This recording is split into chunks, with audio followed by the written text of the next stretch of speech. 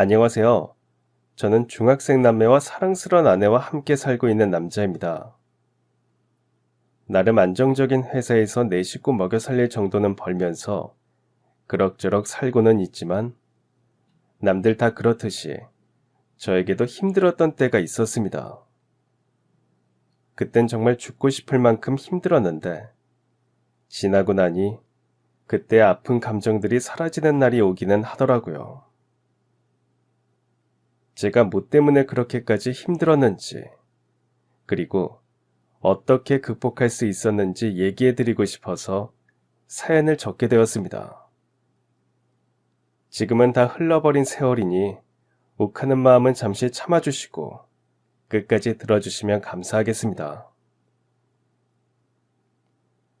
저는 원래 고향이 대구입니다. 대구에서 태어나서 줄곧 대구에서만 자랐습니다. 아버지는 대구 분이시고 어머니는 대전 분이시죠. 아버지 또한 대구에서 태어나 자라신 분이셨습니다. 그리고 아버지 위에 할머니와 할아버지 또한 대구에서 사시던 분들이셨습니다. 저는 태어날 때부터 친조부님과 함께 살았습니다. 아버지가 3남매 중 유일한 아들이시면서 장남이셨거든요. 고모들은 결혼하고 모두 타지에 가서 살게 되어서 저희 아버지가 할머니와 할아버지를 모시게 된 거였습니다. 좀 죄송한 얘기지만 할아버지에 대한 기억은 그리 많지 않습니다. 제가 7살 때 돌아가셨거든요. 할아버지께서 방에서 자주 화투를 치셨는데 그걸 옆에서 구경하던 기억은 있습니다. 여동생이 낮잠 주무시는 할아버지 머리에 핀을 한가득 꽂아서 웃음을 참느라 혼났던 기억도 나고요. 밥 먹을 때마다 고기 반찬을 저와 여동생의 밥그릇에 올려주시던 것도 기억이 납니다.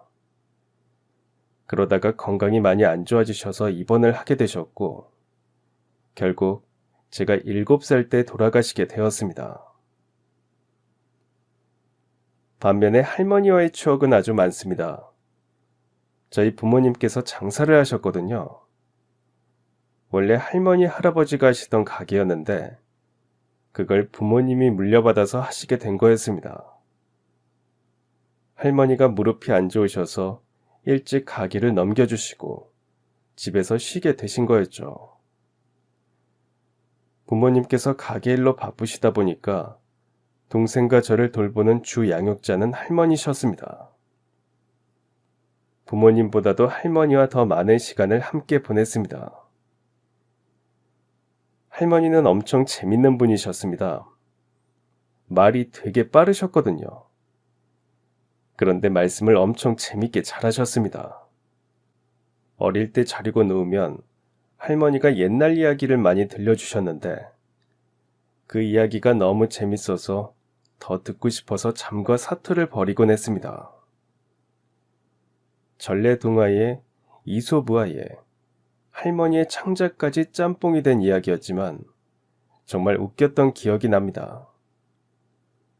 엄할 때는 분명 엄하셨지만 평상시엔 정말 한없이 다정하신 분이셨습니다. 동생과 저는 어렸을 때 부모님보다도 할머니를 더 좋아할 정도였으니 말 다한 거였죠. 국민학교 입학식을 할 때에도 부모님 대신에 할머니가 오셨고 매일 학교 도시락을 싸주시는 것도 할머니셨습니다.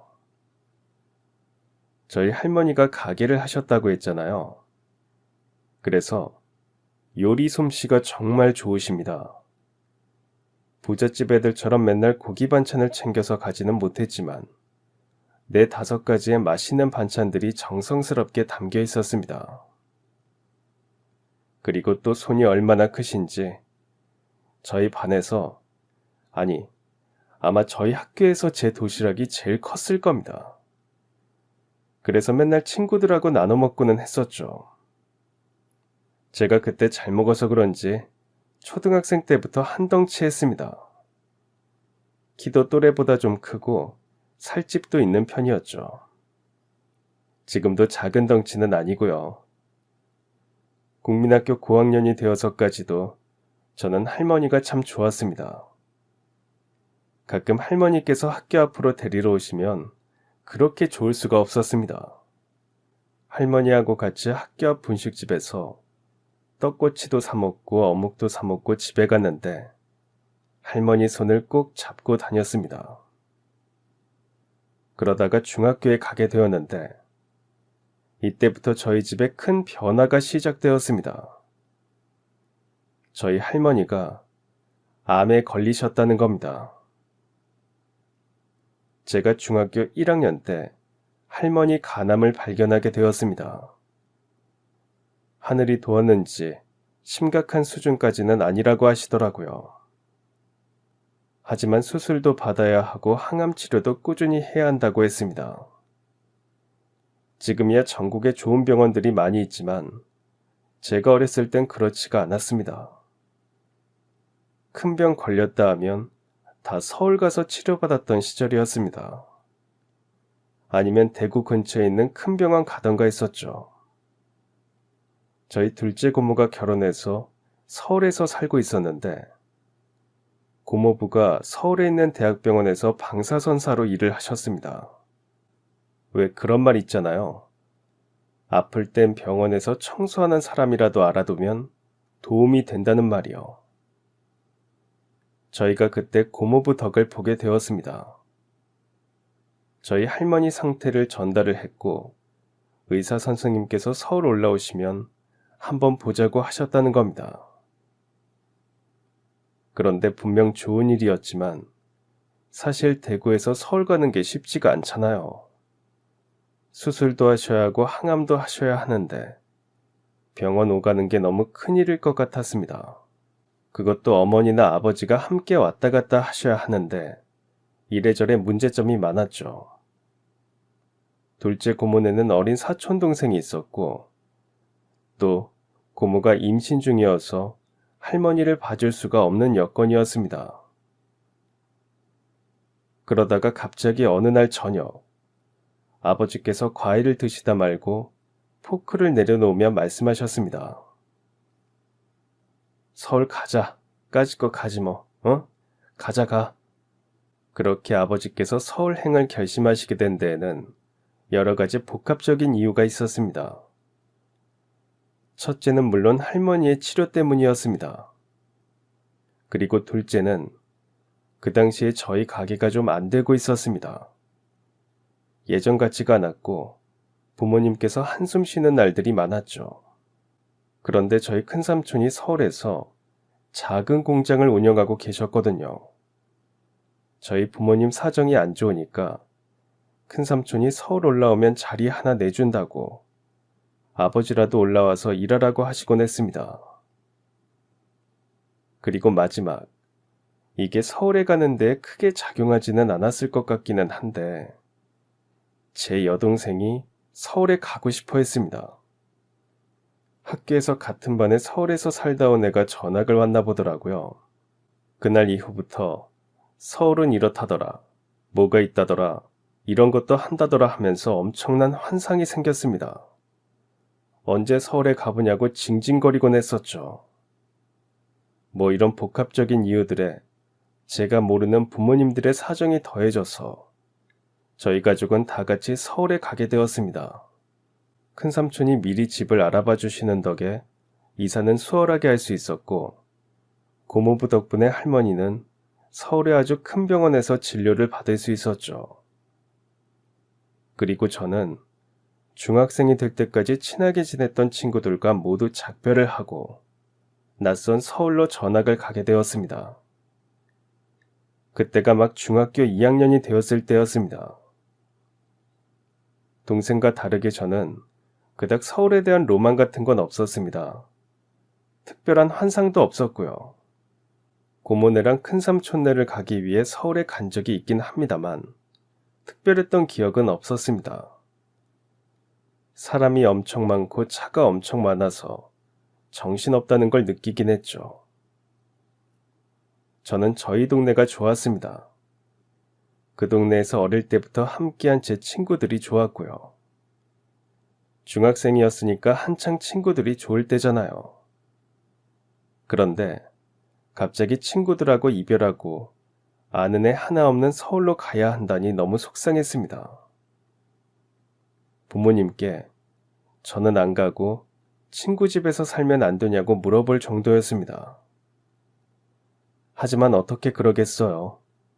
저도 따라가야 했죠. 동생은 서울 애들은 사투리 안 쓴다며 서울말을 연습한다 어쩐다 하면서 오두방정을 떨었고 저는 그저 심으로 가기만 했습니다.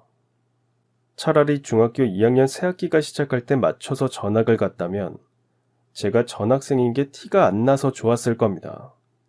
그런데 집 문제로 이사와 전학이 늦어져서 새학기가 시작되고 한 달 정도 지날 무렵에 전학을 가게 되었습니다. 제발 자기소개는 안 시켰으면 했는데 담임 선생님께서 친구들한테 자기소개를 하라고 시키시더라고요. 제가 어렵사리 입을 열고 제 소개를 한 순간 반에 있는 애들이 다 빵 터졌습니다. 제 사투리가 웃겼나 봅니다. 아무래도 대구니까 사투리가 심하거든요. 제 사투리를 따라하면서 박장대소를 하는 반 애들을 보며 저는 얼굴이 시뻘개졌습니다. 너무 부끄럽고 민망했습니다. 겨우 선생님께서 애들 진정을 시키고 저는 교실 맨 뒤에 가서 앉았습니다. 그리고 그때부터 제 인생에서 가장 지우고 싶은, 가장 잊고 싶은, 또 정말 죽고 싶었던 시절이 시작되었습니다. 사투리로 애들의 웃음거리가 된 이상 새로운 친구 사귀기는 글렀다고 생각했습니다. 고향에 있는 친구들이 보고 싶었습니다. 또 입을 열면 애들이 웃을까봐 쥐 죽은 듯이 입을 꼭 다물고 있었습니다. 그런데 제가 덩치가 좀 있다고 했잖아요. 전학간 첫날, 점심시간에 어떤 애가 저를 이렇게 부르면서 제게 다가왔습니다. 야, 돼지! 정말 깜짝 놀랐습니다. 갑자기 사람한테 돼지라뇨. 내가 살 집이 있지만 돼지라고 불릴 정도인가 싶기도 하고 어떻게 처음 본 사람한테 무례하게 돼지라고 할 수 있나 싶기도 하고 서울 애들은 다 이렇게 무서운가 싶기도 했습니다. 놀라서 아무 말도 안 하고 쳐다보니까 그 남자애가 지 친구들하고 키득거리면서 껄렁껄렁 제게 다가왔습니다. 야, 돼지야, 너 어디서 왔냐? 말투가 그게 뭐야? 또 말해봐. 또 사투리 써보라고. 제가 왜 그러냐고 하자 제 말투를 따라하면서 한바탕 웃음을 터뜨렸습니다. 너무 기분이 나빴습니다. 그래서 웃지 말라고 하니까 또 제 말을 따라하더라고요. 더 상대하다가는 제가 바보가 될 것 같아서 그냥 입을 다물기로 했습니다. 그 애는 계속 저를 돼지라고 부르면서 또 말을 해보라고 재촉했습니다. 그래도 제가 반응을 하지 않자 제 머리를 툭툭 건드리기 시작했습니다. 진짜 오만 생각이 들었습니다.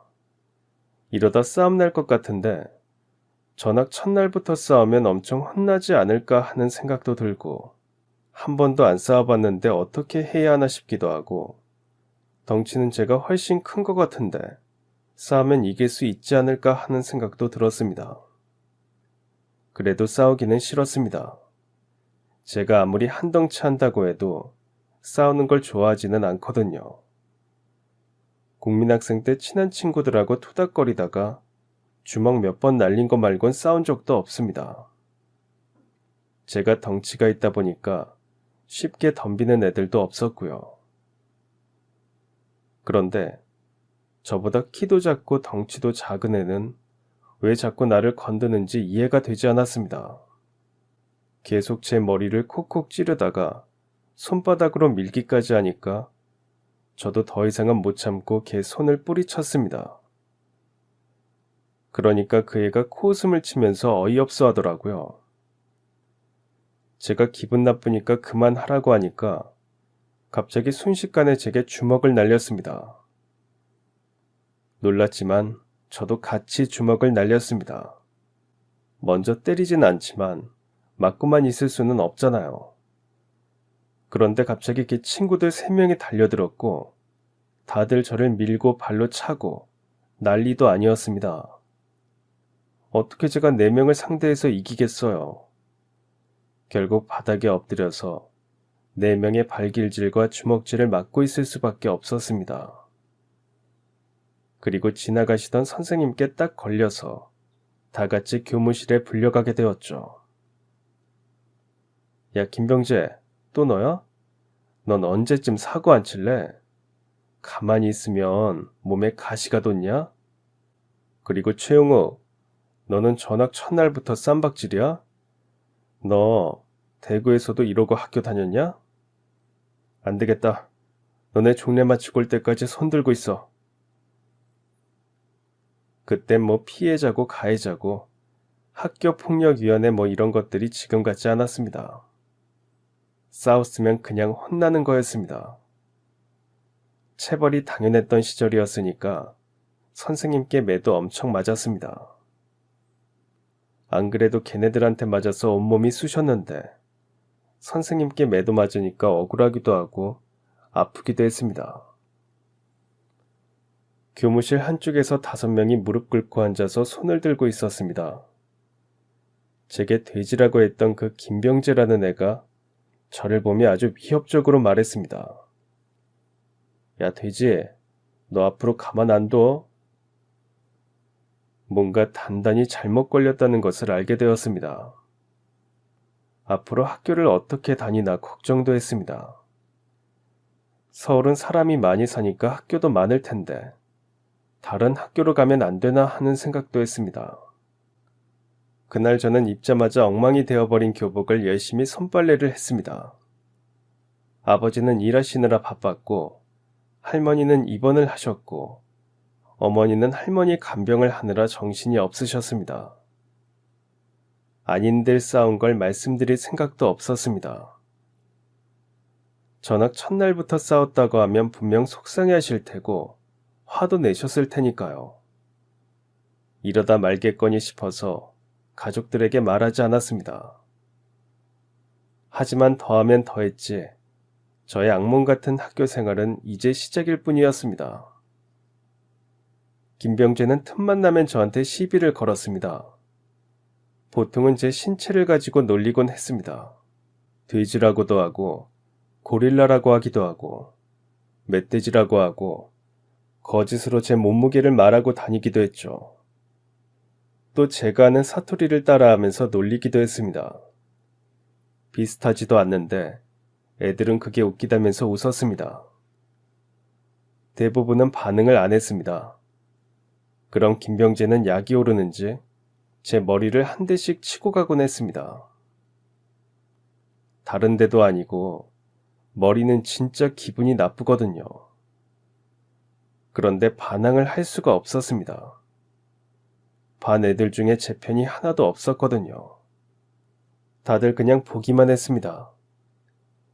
그래서 분명 저를 괴롭히는 건 김병재와 그의 몇 명일 뿐이었는데 반 애들이 다 저를 괴롭히는 기분이 들었습니다. 김병재가 제 흉내를 내면 반 애들이 다 같이 웃고 저를 놀리면 다 같이 저를 놀리고 그냥 다 한패였습니다. 다 같이 저 하나 놀리는 걸 즐거워했습니다. 그러니까 너무 위축이 되고 우울한 기분도 들더라고요. 학교에서 거의 말도 안 하고 지냈습니다. 말하면 또 놀림받기도 하고 말할 상대도 없었으니까요. 그리고 반항했다가 또 맞을까봐 무서운 것도 있었습니다. 저 싸우는 거 진짜 싫어합니다. 전학 첫날 맞은 것도 멍이 한참을 갔고 사실 집에 가서 아파서 울기도 했습니다. 소문으로 듣기로는 김병재가 중학교 1학년 때 3학년 형이랑 싸워서 이겼다는 소문이 있었습니다. 의자를 집어 던져서 그 형 팔이 부러졌다고 했나 뭐랬나. 아무튼 그 사건 이후로 김병재한테 덤비는 애가 없었고 모두들 김병재를 무서워하기 시작했답니다. 그 소문을 듣고 나서야 그 호리호리한 애가 왜 학교 짱이 되었는지 알겠더라고요. 그 애는 심심할 때마다 저를 괴롭혔는데 가끔은 도를 지나치기도 했습니다. 한 번은 제가 화장실에서 볼일을 보고 있었는데 갑자기 머리 위에서 물이 쏟아졌습니다. 진짜 기겁을 했습니다. 물 뚝뚝 흘리면서 나가니까 김병재 무리가 저를 보며 박장대소를 했습니다. 그때 너무 서러워서 울면서 대체 왜 그러냐고 했습니다. 그러니까 김병재가 뭘 했는지 아세요? 그냥 재밌잖아 라고 했습니다. 기가 찼습니다. 너무 억울하고 화나서 곧장 교무실에 가서 담임 선생님께 말씀드렸습니다. 그동안 보복이 무서워서 괴롭히는 건 말 안 하고 있었는데 그날은 참을 수가 없었습니다. 선생님께서는 김병재를 혼쭐을 내준다고 하셨습니다. 그리고 정말로 그날 종례할 때 선생님이 걔를 따로 부르셨고 집 가는 길에 교무실에서 가서 보니까 김병재가 혼나고 있었습니다. 저희 담임 선생님이 엄청 무서우셨거든요. 그렇게 혼이 났으니까 이제 나를 안 괴롭히겠지 하는 기대도 있었습니다. 그런데 웬걸 다음날 등교하는 길에 김병재 무리가 저를 쓰레기장으로 끌고 갔고 조례 시간이 끝나도록 엄청 맞았습니다. 그날 하루 종일 몸에서 쓰레기 냄새가 진동을 했고 털어도 먼지가 계속 나왔습니다. 선생님한테 말하지 말 걸 하고 후회를 했습니다. 그날 종례 시간에 담임 선생님께서는 친구들하고 사이좋게 지내라는 말씀을 하셨습니다. 그 말이 어린 제게는 참 무책임한 말로 들릴 뿐이었습니다. 그날 이후로 김병재 무리의 괴롭힘은 더욱 심해졌습니다. 같은 반 애들뿐만이 아니라 다른 반 애들까지 저를 무시하고 깔보고 괴롭히기 시작했습니다. 학교를 그만두고 싶을 정도로 힘들었습니다. 중학생 3학년이 되어서 드디어 김병재랑 안 보고 살 수 있겠구나 했는데 하필이면 바로 옆반이었습니다. 김병재는 쉬는 시간마다 와서 저를 괴롭혔고 김병재 무리에 있던 애들 중 저랑 같은 반이 된 애들이 저를 괴롭혔습니다. 너무 힘들어서 부모님께 전화가 가면 안 되냐고 한 적이 있었습니다. 그러니까 어머니가 한숨 쉬면서 말씀하셨습니다. 용우가 너까지 왜 그래? 안 그래도 엄마 힘든데. 전학은 무슨 전학이야. 전학 가면 교복도 새로 맞춰야 하는데 교복은 뭐 하늘에서 뚝 떨어지니? 너 나이에는 다 학교 가기 싫고 그런 거야. 사춘기라 그래. 어머니가 힘드실 만도 했습니다. 1년이 지나도 낯선 서울살이에 할머니의 항암 치료가 계속되었고 그맘때쯤부터 할머니께 치매 증상이 나타나기 시작했거든요. 어머니가 신경 쓰실 게 이만저만이 아니었을 텐데 저까지 그러니까 힘드셨을 만도 합니다. 그래도 왜 그러냐고 한 번만 물어봐 주시지. 걱정이라도 좀 해주시지 하는 서운함은 아직까지도 있네요. 아무튼 그 어디에도 도움을 요청할 수 없었던 저는 속으로 매일 생각했습니다. 딱 1년만 버티자. 김병재 사는 곳과 제가 사는 동네가 다른 동네였습니다. 고로 다른 고등학교를 배정받을 확률이 아주 높다는 것이었습니다. 게다가 소문으로 듣기에 김병재는 공업고등학교에 간다고 했습니다. 친한 형들이 거기 많이 있다고 하더라고요. 그리고 공부도 못하는데 기술이나 배워야겠다고 김병재가 자기 입으로 말하곤 했습니다. 저는 공고에 갈 생각이 없었기에 김병재가 공고에 가기만 한다면 이 지긋지긋한 생활도 끝이라는 말이었습니다. 시로라기 같은 희망을 품고 하루하루를 살아갔습니다. 아니, 하루하루를 버텼다는 표현이 정확합니다. 진짜 눈물나게 힘든 날이 많았는데 이악 물고 버텼습니다. 그리고 드디어 중학교를 졸업하는 날, 얼마나 꿈꾸었던 순간인지 모릅니다. 하지만 저는 웃을 수 없었습니다. 그날만 되면 하늘을 날 정도로 행복하겠다 생각했는데 지옥의 연속이었습니다. 졸업식 날 김병재는 웃으면서 제게 다가왔습니다. 분명 전학 가던 날만 해도 저보다 키가 작았는데 어느새 저와 비슷한 키가 되어 있었습니다. 김병재는 제게 어깨동무를 하면서 얘기했습니다. 우리 같은 고등학교더라? 고등학교에서도 잘 지내보자. 온몸에 소름이 돋았습니다. 네, 그렇습니다. 김병재와 저는 같은 고등학교에 가게 되었습니다. 중3 여름에 김병재네 집이 이사를 했는데 그게 하필 저희 동네였고 같은 고등학교를 배정받은 것이었습니다. 공고를 간다고 한 것은 그저 소문에 불과했고요. 더 이상은 벗어나려는 의지도 없었습니다. 그냥 나는 평생 이렇게 살아야 되나 보다 하고 살았습니다. 고등학교에 올라갔고 김병재는 이날만을 기다렸다는 듯이 저를 괴롭혔습니다. 중학교 때보다 머리가 더 커서 그런지 괴롭히는 방법도 가지가지 더 지능적이었습니다. 돈도 빼앗을 때도 있었고 선생님한테 안 걸리게 교묘하고 야비하게 괴롭혔습니다. 김병재가 저를 괴롭히니까 다른 애들이 저한테 다가오는 일은 없었고 덩달아 저를 무시했습니다. 그 때문에 친구 한 명 못 사귀면서 학창시절을 보냈습니다. 정말 서울에 올라와서 고등학생이 되도록 친구가 한 명도 없었습니다. 그렇게 괴롭힘을 당하다가 고등학교 2학년 때 기적 같은 일이 일어났습니다. 그건 바로 김병재가 전학을 간다는 것이었습니다. 근처도 아니고 아주 멀리 간다고 했습니다. 집도 이사 간다고 했습니다. 서울을 벗어나서 아예 다른 지역으로 간다는 겁니다. 정말 기뻤습니다. 당장이라도 날아갈 것 같았습니다. 그동안 김병재만 내 인생에 없다면 얼마나 좋을까 하고 수도 없이 생각했습니다. 드디어 그 꿈만 같은 일이 일어난 것이었습니다. 김병재는 전학 가기 전날까지도 저를 괴롭혔습니다.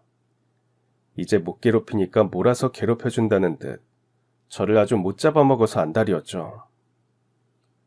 그런데 참 신기하게도 그 괴롭힘이 예전만큼 힘들지 않았습니다. 조금만 있으면, 조금만 더 있으면 이제 곧 끝이다라고 생각하니까 견딜만 했습니다. 그렇게 악마 같았던 김병재가 드디어 전학을 가게 되었고 제 인생의 봄날이 시작되었습니다. 김병재가 없으니까 저를 괴롭히는 거에 흥미를 잃은 김병재 친구들은 더 이상 저를 괴롭히지 않기 시작했습니다. 학교에서 아주 쥐죽은 듯 있는 듯 없는 듯 그렇게 지냈습니다. 그러다가 고3 때는 친구도 생겼습니다. 저처럼 학교에서 투명인간처럼 지내는 애들이었습니다. 어쩌다 3명이 같은 반이 되었고 같이 야자도 하고 PC방도 가면서 친해졌습니다. 여전히 제 안에 상처는 있었지만 그래도 살아갔습니다. 이제는 잘 살 수 있다는 희망을 품고 살아갔습니다. 그렇게 괴롭힘을 당하면서도 공부를 놓은 적은 없었습니다. 이것도 못하면 나는 정말 아무것도 아닌 인간이 되는 것 같았거든요. 그 덕분에 나름 괜찮은 서울의 4년제 대학에 합격을 하게 되었습니다. 김병재가 완전히 사라진 제 인생은 예전과 달랐습니다. 고3 때 사귄 친구들 덕에 웃는 날도 많이 생겼고 추억도 많이 만들었습니다. 대학에 가서도 동기들과 잘 어울렸습니다. 다만 처음에는 겁이 좀 났습니다. 또 나를 괴롭히는 애가 있으면 어떡하나 싶어서 겁이 나더라고요. 김병재와 이름이 조금 비슷한 사람만 봐도 김병재가 떠올랐고 비슷한 느낌이나 생김새가 조금이라도 닮아있으면 흠칫했습니다. 제 인생에 더 이상 김병재는 없었지만 제 마음속과 머릿속엔 언제나 있었습니다. 지워지지 않는 그 상처가 여전히 남아있었습니다. 그래도 누구에게도 티내지 않았습니다. 제가 그런 녀석 때문에 상처 입었다는 것을 인정하고 싶지도 않았고 이겨내고 싶었습니다. 현실에선 이길 수 없었지만 마음속으로나마 그 존재를 짓누르고 싶었던 것 같습니다. 그렇게 별탈 없이 대학을 졸업하게 되었고 저는 이름만 대면 날 법한 한 회사에 취업을 하게 되었습니다. 참 모를 인생이었습니다. 학교에서 돼지 소리 들으면서 애들한테 맞기만 하던 제가 정장을 입고 사원증을 걸고 대기업에 다니게 될 줄 누가 알았겠어요. 그 과정은 험난했으나 결과적으로는 잘 되었다고 생각했습니다. 고등학교 때 친해진 친구 두 놈하고는 대학생 때도 대학교 졸업 후에도 계속해서 우정을 이어갔습니다. 그러면서 간간히 같은 고등학교 다니던 애들의 소식을 듣기도 했죠. 실은 제 친구들도 학창시절에 따돌림과 괴롭힘을 당했던 녀석들이었거든요. 그러니까 약자 셋이서 친구가 된 거였습니다. 괴롭히는 애들은 다 그 김병재 무리의 애들이었습니다. 어찌저찌 흘러서 그 애들이 뭐하고 지내는지 소식을 들을 수 있었습니다. 김병재 오른팔 있잖아. 맨날 옆에 찰싹 붙어 다니던 걔. 걔 군대 제대하고 오토바이 타다가 사고 나서 한쪽 팔을 아예 못 쓴다고 하더라고. 나는 다른 애 소식 들었어.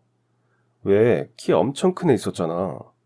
걔는 무슨 불법적인 일을 했나 봐. 재판까지 열리고 지금은 수감되었다고 하던데. 걔네 말고도 그 무리 다른 애들 다 비슷하게 사나 봐. 불법적인 일 하거나 굳은 일 하면서 사는 것 같아. 학교 다닐 때 교과서도 없던 애들이잖아. 그런 일 아니면 뭘 하겠어? 물론 그 중에서도 개가천선해서 착실히 사는 애들도 있긴 했습니다.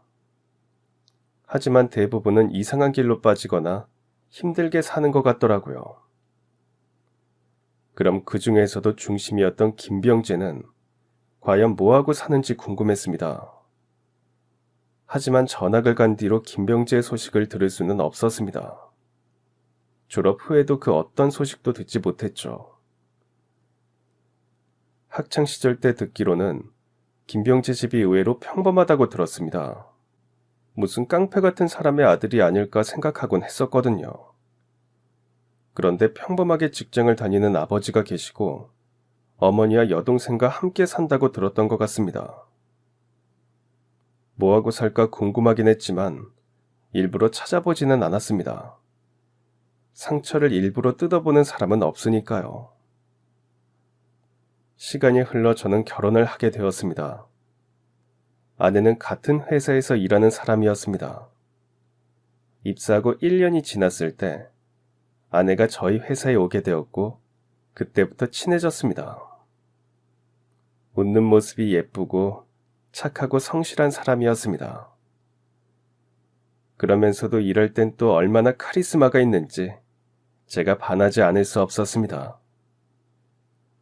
제 인생 첫사랑이었습니다.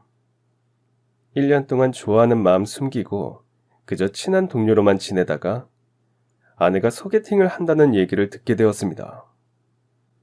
그 말 듣고 하루 종일 일도 손에 안 잡히고 가슴이 벌렁거리더라고요. 그래서 그날 에라 모르겠다 하고 고백해버렸습니다.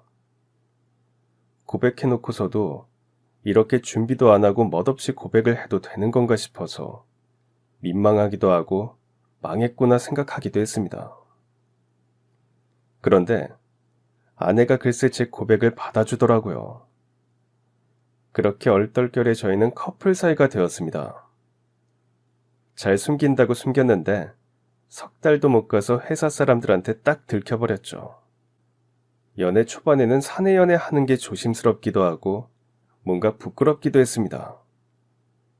하지만 제가 잘해서 아내랑 결혼해야겠다는 확신이 있었습니다. 1년 반 정도 회사 사람들의 응원을 받으며 연애를 했고 저희는 부부가 되었습니다. 회사에서 차로 30분이 조금 안 걸리는 곳에 아파트를 얻었습니다. 부모님의 지원을 받고 대출을 끌어모아서 얻은 첫 신혼집이었습니다. 신혼여행은 아내의 로망인 발리로 다녀왔습니다. 인기가 많은 신혼여행지였거든요. 마침 저렴하게 상품이 나와서 좋은 가격에 다녀올 수 있었습니다. 아내도 저도 둘 다 생애 첫 해외여행이었는데 참 좋더라고요. 비행기 타는 것도 신기했고 외국인들과 함께 식사하는 것도 재밌었습니다. 그 신혼여행지에서 좋은 기운을 많이 받았는지 일명 허니문 베이비가 저희에게 생겼습니다. 결혼한 지 얼마 안 되었는데 아빠가 되어서 놀랍기도 했지만 무척 기뻤습니다. 문득 이만하면 참 안정적이고 괜찮은 인생이 아닌가 생각했습니다.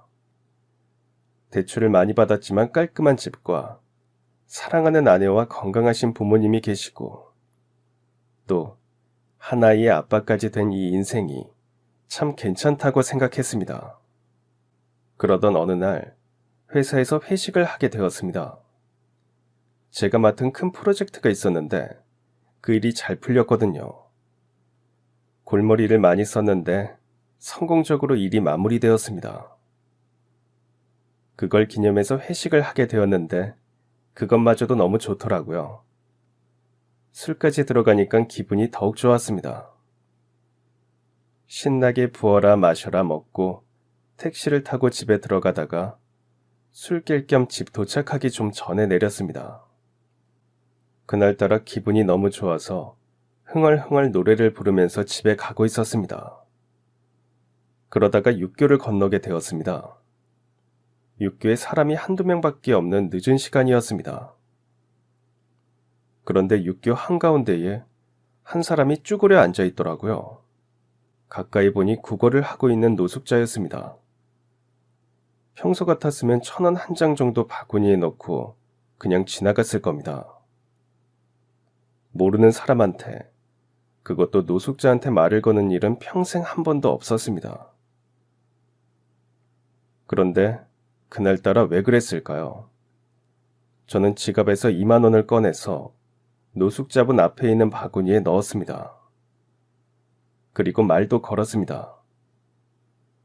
아이고, 날도 쌀쌀해지는데 따뜻한 곳에 가서 좀 쉬세요. 감사합니다, 선생님. 노숙자는 바구니에 담긴 돈을 보고 깜짝 놀라면서 감사 인사와 함께 고개를 들었습니다. 그리고 저희는 둘 다 그 순간 돌처럼 굳어버리고 말았습니다. 잊고 살았습니다. 잊으려고 많이 노력하면서 살았습니다.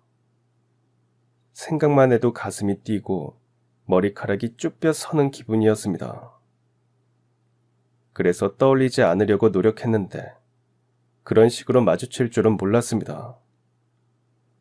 제 학창시절을 지옥으로 만들었던 김병재. 바로 그 김병재가 제 눈앞에 노숙자의 모습으로 있는 것이었습니다. 제 눈을 의심했습니다. 잘못 본 건가 생각하기도 했지만 어떻게 그 얼굴을 잊을 수가 있겠어요. 너 최용. 저를 알아본 김병재는 제 이름을 말하려다가 고개를 푹 숙이고 모자를 꾹 눌렀었습니다. 언젠가 혼자 상상한 적이 있습니다. 김병재는 지금쯤 뭐하고 살까? 뭘 하든지 행복하지 않았으면 좋겠다고 생각했습니다. 저를 불행하게 했던 만큼 김병재도 불행했으면 좋겠다고 생각했습니다. 그런데 막상 완전히 망가져버린 그 녀석의 모습을 보니 뭔가 마음이 착잡했습니다. 그렇게 떵떵거리면서 왕노릇을 했던 과거의 모습과 겹쳐 보였습니다. 어쩌다 이렇게 되었을까 연민이 느껴지기도 했습니다. 김병재는 말이 없었고 저도 어떠한 말도 하지 않았습니다. 잠시 그 자리에 서서 저를 괴롭혔던 그 악마 같았던 아이가 망가진 모습을 바라봤습니다. 원망하고 싶은 마음도 없었습니다. 저는 다시 지갑을 열었습니다. 그리고 남아있던 10,000원짜리 8장을 더 꺼내서 그의 앞에 있던 바구니에 넣었습니다. 무슨 말을 해야 할까 고민하다가 그냥 아무 말도 안 하고 갈 길을 갔습니다. 김병재도 저와 얘기하고 싶지 않았을 겁니다. 그날 김병재를 만난 건 아무에게도 말하지 않았습니다. 저와 친한 고등학교 동창들은 물론이고 아내한테도 말하지 않았습니다. 그이한테 지키는 마지막 예의라고 생각하고 그냥 저 혼자 알고 있기로 했습니다. 그렇게 몇 년이 흘렀습니다. 그때가 애들이 3학년, 1학년이었으니까 대략 10년 정도가 흘렀겠네요. 평탄했던 제 인생에 큰 고비가 한번 찾아오게 되었습니다. 애들 교육도 있고 해서 아내와 상의 끝에 학군지로 이사를 결정하게 되었습니다. 사실 조금 무리가 되긴 했습니다. 그래도 제가 회사에서 거의 승진이 확정된 상황이기도 해서 그거 믿고 강행한 것도 있습니다. 부모가 되고 보니까 자식 잘 되는 것만큼 좋은 게 없더라고요. 첫째가 머리가 정말 좋았거든요. 유치원에서도 학교에서도 영민한 아이라고 입을 모아 얘기할 정도였습니다. 자식 더 잘 키우고 싶은 욕심은 어느 부모나 있기 마련이잖아요. 인생의 큰 숙제이기도 하고요. 내가 좀 더 아끼고 좀 더 고생하면 되겠지 하는 마음으로 이사를 결심하게 되었습니다. 일 때문에 바쁜 와중에 집도 알아보고 대출 받으러 은행 왔다 갔다 하면서 학군지에 들어가게 되었습니다. 그런데 예상치 못한 일이 생기고 말았습니다. 당시에 저희 어머니가 혼자 계셨거든요. 결혼하고 첫애 태어나고 얼마 안 되어서 아버지가 돌아가셔서요. 그런데 어느 날 어머니 집에서 전화가 걸려왔는데 전화를 건 사람이 어머니가 아니고 친구분이셨습니다. 집에 놀러 갔는데 어머니가 쓰러져 계신다는 연락이었습니다. 놀라신 친구분 대신에 구급차 불러드리고 아내한테 연락하고 저도 회사에서 급히 나갔습니다. 병원에서는 위경련 같다고 했습니다. 정말 10년 감수했죠. 약 먹으면 괜찮아질 거라고 해서 그날은 그렇게 퇴원을 했습니다. 걱정이 되어서 그날 이후 아침 저녁으로 어머니 괜찮으신지 전화를 드렸습니다. 그런데 나흘 뒤 어머니와 연락이 닿지를 않았습니다. 마침 주말이라 제가 곧장 어머니 댁으로 갔습니다. 그런데 어머니께서 또 정신을 잃으신 겁니다. 이번엔 더 큰 병원으로 가서 CT도 찍어보고 초음파도 보고 세밀하게 검사를 했습니다. 그런데 의사 선생님께서 당장 입원을 해야 한다고 하시는 겁니다. 담낭에 결석이 생겼다고 수술을 해야 할 정도라고 하셨습니다. 예상치 못한 일에 많이 놀랐습니다. 소식 들은 아내가 급하게 어머니 집에서 어머니 짐 대충 챙겨서 병원으로 왔습니다. 어머니를 돌봐줄 수 있는 사람은 저와 아내뿐이었습니다. 이번엔 한 달 정도 생각하라고 하시더군요. 만만치 않은 수술비도 걱정이 되었습니다. 아버지 돌아가신 후에 어머니는 혼자 마트 청소 일을 하셨습니다. 그러다가 허리가 안 좋아져서 일을 못하게 되셨고 저랑 동생이 용돈을 보내드리는 걸로 생활을 하고 계셨습니다. 동생도 사정이 팍팍해서 그래도 가정 꾸리고 살고 있는 제가 어머니 병원비를 해결해야 했는데 이사한 지 얼마 안 되어서 그런 일이 생기니까 솔직히 막막했습니다. 모아둔 돈 다 털어서 이사 간 거였거든요. 일단은 어머니 건강이 우선이니까 그건 나중에 생각하기로 하고 아내하고 상의해서 교대로 어머니를 돌보기로 했습니다. 저는 그날부터 퇴근 후에 곧장 병원으로 향했습니다. 밤새 어머니 곁에서 어머니를 지키고 새벽에 일어나서 집에 잠깐 들려서 씻고 출근을 했습니다. 제가 출근할 때 아내는 애들 등교를 도와주고 곧장 병원으로 향했고요. 그런 생활을 일주일 정도 했을 때였습니다. 퇴근 후 병원에 가서 옷을 갈아입으려고 화장실에 가려는데 복도 멀리서 걸어오는 사람의 걸음걸이가 익숙했습니다. 체형이며 걸음걸이며 어디서 많이 본 것 같다 싶은 것도 잠시. 그게 누구인지 알아본 저는 걸음을 멈추었습니다. 10년 전 육교에서 봤던 그 김병재였습니다. 그때와는 많이 달라진 모습이었습니다. 다 찢어진 옷을 입고 있지도 않았고 씻지 못해서 얼굴이 얼룩져 있지도 않았습니다. 깔끔한 차림새였습니다. 그애도 저를 보고 놀란 듯 자리에 멈춰 섰습니다. 잠시 동안 그렇게 서로를 쳐다보고 있다가 뭐 더 할 말도 없고 하고 싶은 얘기도 없고 제가 먼저 등을 돌렸습니다. 그때였습니다. 최용우, 잠깐 얘기 좀 할 수 있을까? 그 애랑 커피를 시켜놓고 그렇게 마주 앉게 될 줄은 몰랐습니다. 어색해서 시선을 어디에 둬야 할지 모를 지경이었습니다. 그런데 김병지가 갑자기 일어나더니 제 앞에서 무릎을 꿇었습니다. 너무 놀라서 아무 말도 나오지 않았습니다. 김병재는 떨리는 목소리로 말했습니다. 미안하다, 최용욱. 정말 미안하다.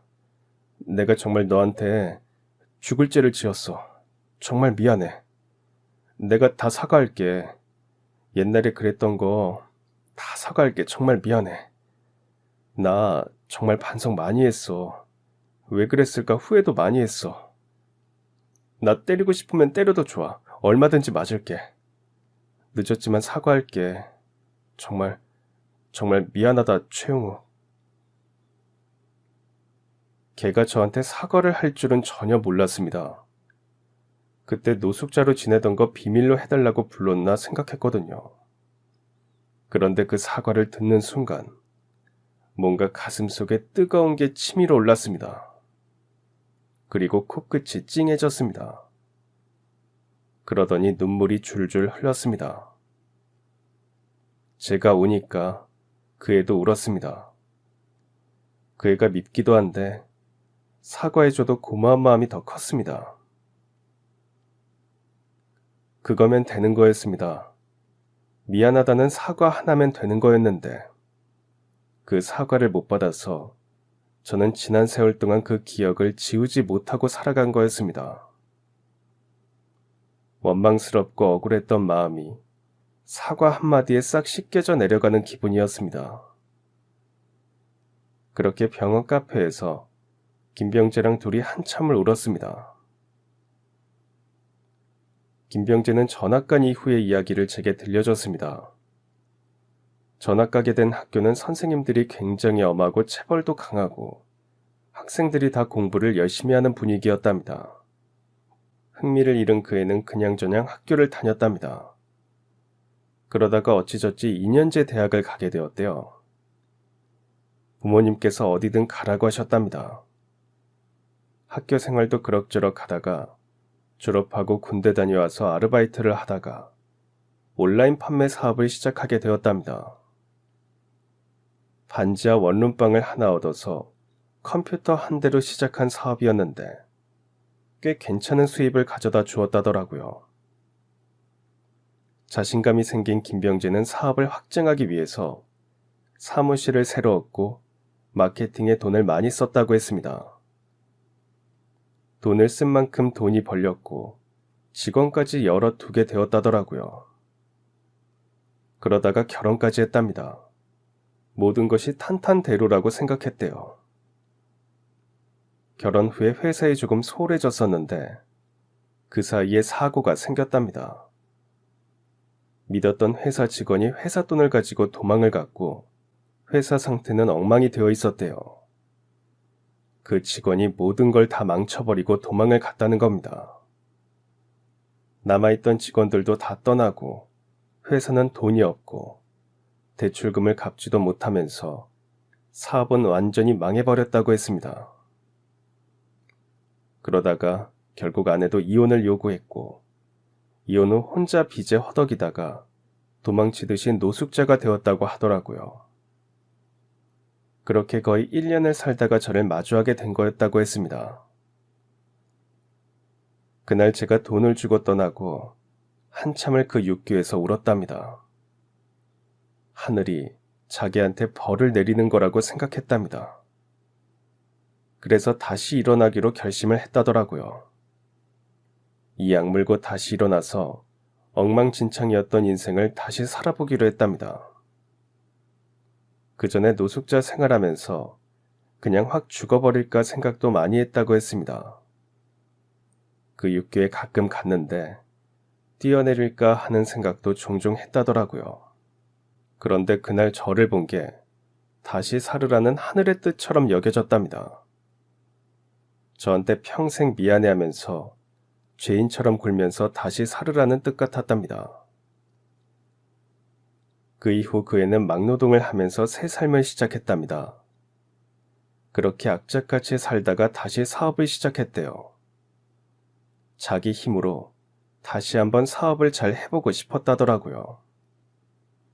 그렇게 다시 온라인으로 판매 사업을 시작했고 그 결과 사업은 성공적으로 운영되고 있다고 했습니다. 전과 같은 실수를 하지 않기 위해서 회사에 무척 신경을 쓰고 있고 직원들과도 친하게 지내며 관리를 잘하고 있다고 했습니다.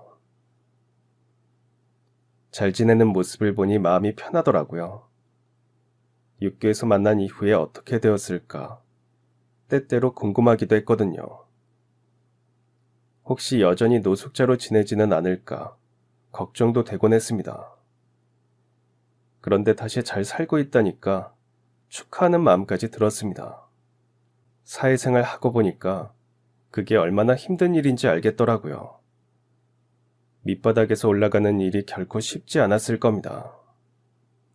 그리고 병원에서 저를 마주하게 된 건 저처럼 어머니가 입원을 하셨다고 했습니다. 김병재는 자신의 이야기를 마치고 제게 조심스럽게 물었습니다. 내가 너한테 용서를 바라지는 않아. 그냥 다시 만난다면 미안하다는 말은 꼭 하고 싶었어. 정말 반성하면서 지금 착하게 잘 살고 있다는 것만 알아주라. 그리고 혹시 내가 너한테 그렇게 나쁜 짓 한 거 사죄할 수 있는 기회 한 번만 줄 수 있을까? 사과는 이미 충분히 받았는데? 아니, 그거 말고 그걸로는 부족하지.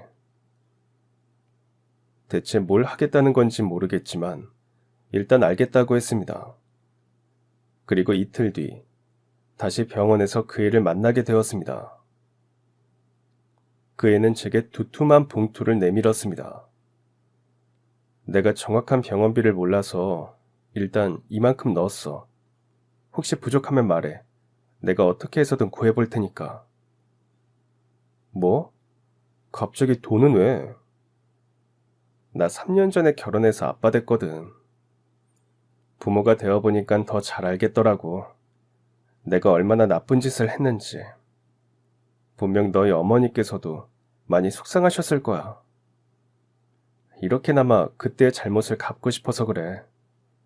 그리고 그날 육교에서 너 못 만났으면 나 죽었을지도 몰라.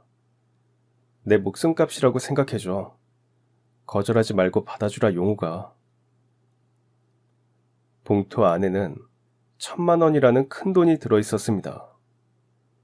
돈 봉투를 쥐어주고 가는 김병재의 뒷모습을 보며 수많은 생각이 들었습니다. 마음이 복잡했습니다. 학창시절 생각도 많이 났습니다. 한참을 고민한 끝에 저는 그 돈을 받기로 했습니다. 그 애한테 괴롭힘을 당한 거의 4년간의 제 인생을 보상받기에 큰 돈이 아니라고 생각했습니다. 그리고 제가 그 돈을 받아야 그 애도 그때의 죄책감을 씻을 수 있겠다 생각했습니다. 그게 마지막이었습니다. 그날 이후 김병재를 다시 보는 일은 없었습니다. 저를 찾아와서 돈은 잘 썼냐 묻지도 않았고 어머니는 괜찮냐 묻지도 않았습니다. 그날 그의 어머니가 퇴원을 하신 건지 병원에서 마주치지도 않았습니다. 제게 연락을 걸어오지도 않았고 그냥 그렇게 돈을 주고 떠났습니다. 저도 굳이 그 애를 찾아서 연락하려 노력하지 않았습니다. 병원에서 그 애가 사과를 하고 제가 돈을 받고 그러면서 우리의 관계는 정리가 된 거였습니다. 참 긴 세월 동안 아픈 기억을 가지고 살았습니다. 사실 지금도 학창 시절을 떠올리면 그때 제가 바보 같기도 하고 불쌍하기도 하고 복잡합니다. 하지만 김병재에 대한 원망은 없습니다. 그 당시엔 정말 죽일 듯이 미웠죠. 그런데 저도 이제 그만 벗어나기로 했습니다. 기억을 지울 수는 없겠지만 그 기억들로 아파하는 제 시간과 제 마음이 너무 아까우니까요. 그날 이후 제 경제적 상황은 다시 안정을 찾았고 어머니도 건강을 찾으셨습니다. 승진도 무사히 할 수 있었고요. 지금은 다시 걱정 없이 편안한 삶을 살고 있습니다. 하지만 또 모르죠. 언제 고비가 찾아올지. 그날을 현명하게 이겨낼 수 있도록 더 열심히 살아야겠습니다. 저는 가장이고 남편이고 아빠고 아들이니까요. 이제껏 그랬던 것처럼 제 삶을 충실히 살겠습니다. 긴 사연 읽어주셔서 감사드립니다. 그럼 지금까지 사연 들어주셔서 감사합니다. 사연이 재밌으셨다면 구독과 좋아요 부탁드려요. 감사합니다. 안녕히 계세요.